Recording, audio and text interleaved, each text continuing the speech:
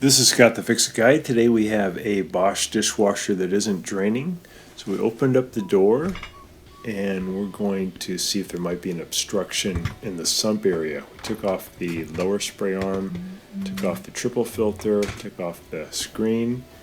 I'm going to feel in there where the drain impeller is, and it feels like there's nothing caught in the sump area. So I'm going to get the water out using a turkey baster.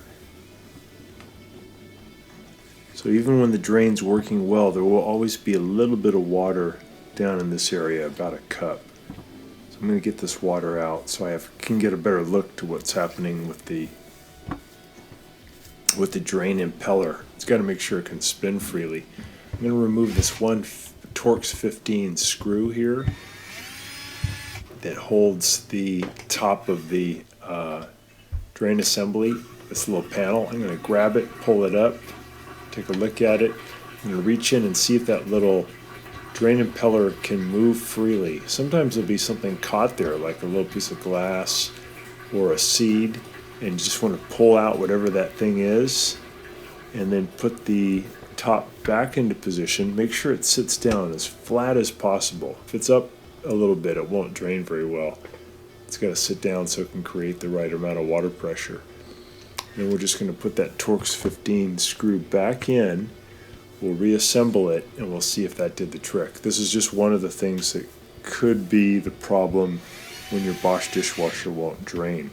A lot of times the air gap is the culprit, but in this case there was something just stuck in that housing and the impeller couldn't spin. You could hear it humming, but it wouldn't spin. So we got everything back together. We'll give it a little test.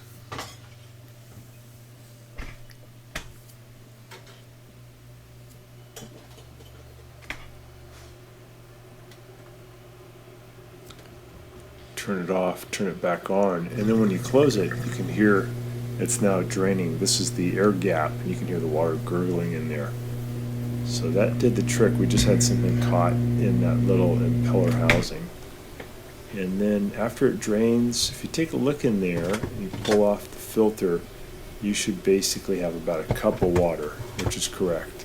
You have a lot more than something still blocking the drain. But every now and then something will find its way down into that housing and just got to pull it out. So I hope this helps you, and please subscribe to our channel when you get a chance. Thanks for watching. Bye-bye.